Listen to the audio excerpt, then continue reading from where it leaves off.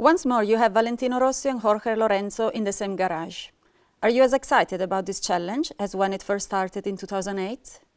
Yeah, it's going to be very interesting for sure to have the two riders back together. The situation has changed a lot since 2008, obviously, because 2008 Valentino was the established star and Jorge was the newcomer. So it was a kind of a different dynamic between the two riders, and for us it was unknown what Jorge will do. But I think the difference now is, of course, the roles to some extent have been reversed. Obviously Lorenzo is now the current world champion and Valentino is coming back to regain his form and to challenge again. So am I excited? Absolutely. Is it the same? No. I think it will be very different this year, but equally exciting. With your past experience, how are you going to manage the relationship between the two riders? That's going to be interesting. Obviously, I think the difference will be this time that both riders are older, more mature. As I've just stated, the dynamics will be different between the two. So I have confidence that I won't need to manage the situation very much. I think that the riders are quite mature. They're both professionals. And of course, certainly they're both highly competitive, so there will be competition between them, but I believe it will be handled in the best way. Look into the future. Do you feel that this year is going to be a transition year from a technical perspective?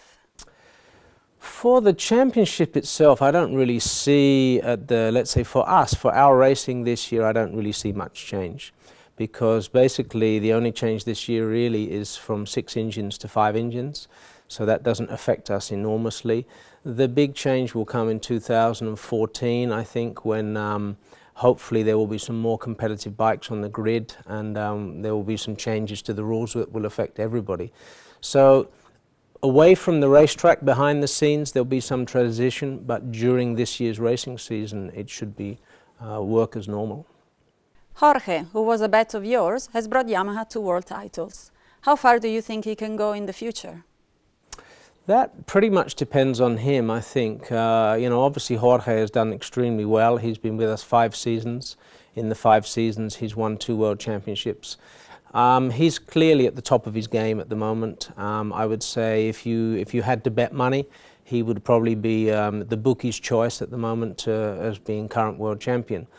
How far can he go in the future depends on him, depends on his motivation, depends on his goals. I think in terms of his current age and future prospects, if he wanted to, he could stay in MotoGP for another 5 to 7 years.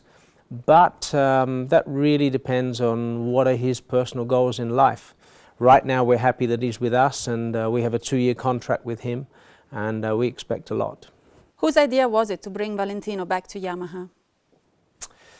Yeah, that's a kind of a combination of things. I mean, Valentino expressed an interest to Yamaha's top management to want to come back. Obviously, he struggled for a couple of seasons on the Ducati, and he's a highly competitive rider, and he can still, without doubt, win races, possibly win championships. So there was a strong desire from Valentino to be back in a situation where he felt comfortable with the bike and he could be competitive. So it was his first approach, but then also for us at Yamaha it was an excellent opportunity. Obviously we had a fabulous relationship with Valentino for 7 years, winning 4 titles together.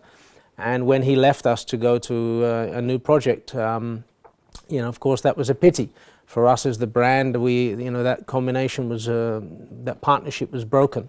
So it's a great opportunity for Yamaha to rebuild that relationship and to make new history together.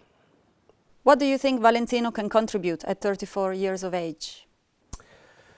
Well, I think Valentino, from what I saw already in the Sepang Test 1, he's highly motivated to come back and to show that he's still there, still capable, and he wants to win a world championship again, maybe more than one. So, one of the things with Valentino, which I'm always amazed and impressed by, is although he's been in this sport a long, long time, he's still passionate about MotoGP. He had a choice to go a few years ago and race in Formula 1. That option was available to him, but he chose motorcycling. He chose to stay here. And even after 2 difficult years in the last 2 seasons, I see him again, charged up, motivated, ready to go. So I don't think the age factor is critical. I think it's the motivation factor that's critical. Of course, age can be a disadvantage because it can slow down your reaction time, and the young riders are extremely fast. But I think Valentino has a lot to offer still. Are we facing the most challenging World Championship of the last decades? We will see. Anyway, sooner or later we will see how it will be. I think this year's championship is very, very exciting. Last year there were 3 riders really at the top of their game with Casey and Danny and Jorge. Valentino was not competitive. This year we will see, I'm sure, Valentino will be there, Jorge will be there, Danny surely will be there. Danny did a cracking job in the second half of last season. And now we have Marquez joining as well. So in terms of just the 2 factory teams of Honda and Yamaha, there's 4 riders, in my opinion, will be battling for the podium in every single race. And then, of course, we have maybe the outsiders. We have Cal Crutchlow as well. Cal has done very, very well and was quick already in Sepang. And then there's Bradl as well on the Honda. So in my opinion, 6 riders can be there on any race, going for the podium. To challenge for the title, in my opinion, there's 3 riders, and that will be Jorge and Danny and Valentino. What do you think of the future changes proposed in MotoGP, and how are those affecting Yamaha? Well, I mean, obviously we have to see what the changes exactly will be. I mean, mainly it's technical changes that will come. I don't see any great problem for Yamaha there, perhaps opportunity. If some of the changes will allow us to see more bikes on the grid, more Yamahas on the grid, this is an opportunity. But we'll just work with the organisers, and our engineers are very capable to adapt to the new regulations. So let's wait and see, but no problem. We're living in a recession. How is our sport reacting to such a situation? Yeah, obviously this recession is extremely tough. It's affecting everybody in every sport, in every industry, every business around the world. And we're suffering along with everybody else in this sense. One of the ways that we're trying to respond is with cost saving, obviously reduction in testing, technical regulations that mean that we use less engines, for instance. This will be the big challenge, is how to maintain the sport under reasonable cost restrictions for the future. But I believe we have to do more than just look at the costs. We also have to look how, under these circumstances, how can we expand the interest of the sport? How can we expand the popularity? How can we spread this exciting sport to a bigger audience? And this is something we still have to work on quite a lot. Jorge seems like a very tough and determined rider. He's matured a lot from his first year with Yamaha. How do you see him in the upcoming season? Does he need to grow further? Jorge's, as I mentioned earlier, I think that right now he's on the top of his game. So he is a winning machine, is probably the best way to describe him. Last season he was phenomenal. He did exactly what he needed throughout the season to win the championship. So incredibly consistent, generally safe. He's learned a lot what to do, but equally not what to do. So I think really it's difficult for him to grow more. There are always things that any rider can improve, whether it's their preparation, their concentration. So you're never at the end of your learning process, but I think his big, steep learning process has already happened. And what's important now is to maintain that motivation, speed. But I think he, as I said earlier, I think he is the most complete rider at this moment. The main team to beat is surely Honda. Who do you fear the most, Dani Pedrosa or the new recruit, Marc Marquez? For me, I think in the 2013 season, there's no doubt Dani should be the biggest threat. Dani last year was incredibly strong in the second half of the season. Finally, he won more races last year than any other rider. He won 7 Grand Prix.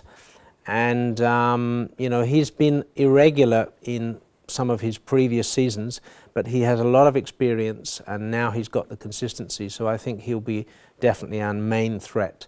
In terms of Marquez, there's no doubt he'll be challenging for race wins. Obviously, he is a rookie next year in a MotoGP championship. So I think he has still some things to learn in MotoGP. It is another class. The challenges and the speed are different, but I think Marquez will probably be more of a threat in 2014. But let's see. Anyway, the championship, you never know in racing. Yamaha doesn't have a title sponsor yet. How does this affect the upcoming season? Well, we're fortunate that being a factory team owned by Yamaha Motor Company, so we are basically racing, should we say, to promote the brand and also to develop our engineers and develop our technology. So this is our solid base, and we're fortunate for that.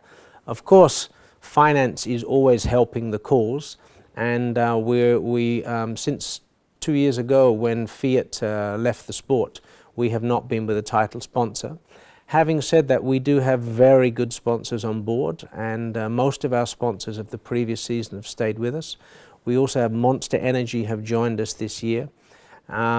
So we are all set to go racing this year, but if we can get a title sponsor, it's always welcome, not only for the finance but also for the additional exposure that their activation can bring to us as a team and also to the sport. Are you expecting to secure a title sponsor during the season? Is it necessary? As I mentioned earlier, you know, having a title sponsor is always welcome, because firstly it will bring additional finance, but also it will bring the chance to work together with a major partner to be more active, more dynamic in the things that we will do, which will help promote the team and the sport. So it would be welcome if we can do. The ideal scenario would be to be fully set before the season starts, because obviously then we can begin the season with our new colours and run them throughout the year. But if that's not the case, we will always be open to the possibility of a partner or more than one partner joining us throughout the season. The Tech 3 riders have performed very well in the pre-season tests. How do you see their chances this year? Yeah, I think that the Tech 3 team last year had a stunning year with Andrea and Carl together. They provided a lot of the excitement for the championship during the season because they were battling together most of the time. This year we see a different dynamic because obviously Carl is in his third season now in the MotoGP and third season with Yamaha. So I think we'll see him do very, very well. The bike is quick, he's using all of his experience. So he will be there among the top 6. Then we have Bradley, of course, he will be a rookie this year. So he has a lot to learn. But I have to say that we were quite impressed at the first test. He completed 3 days of testing without any accident or incident, and I think that he definitely has potential for the future. What do you think about the possibility of providing engines to other teams? What do you think of the end of the CRT competition? Yes, this is a discussion going on at the moment about the changes for 2014 that we are having together with the MSMA members and also with Dorna. The target of both really is to see this championship grow into the future, and that really is helped if we have a full grid and a competitive grid. And I think the CRTs have been definitely a help to the sport in the last season, and obviously this season we will have CRT. So whether the CRT will really disappear in the future or not, I don't know. Honda are working on producing a customer bike where they will probably sell a replica of their RCV. Yamaha's side, we are working on the proposal to lease engines. So rather than leasing complete bikes, which we do for Tech 3, we may lease engines. Most likely we will lease engines to additional teams. So the target being that therefore Yamaha and Honda can contribute to having a more competitive grid. What would Yamaha like to see in the future of MotoGP? Well, I think what we'd like to see is stability and growth. I think this is important. Stability in terms of, we've seen many changes in recent years in regulations, technical changes, etc. And I think it's time for a period of stability. At the same time, I think that it's time also that we try to regrow the sport again. I mean, I would like to see the sport move to some of the other markets around the world which are growing markets, in particular in Southeast Asia. MotoGP is very important there. We only have one race there at the moment in Sepang. There's definitely capacity to have more races there. So I think I'd like to see the championship grow to be a truly global championship.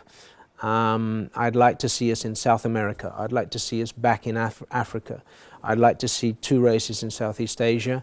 And I believe if we move to, let's say, the areas where the economy is struggling less than in Europe, for instance, we will see better financial circumstances. And I believe there's a very big and hungry audience out there for MotoGP sport.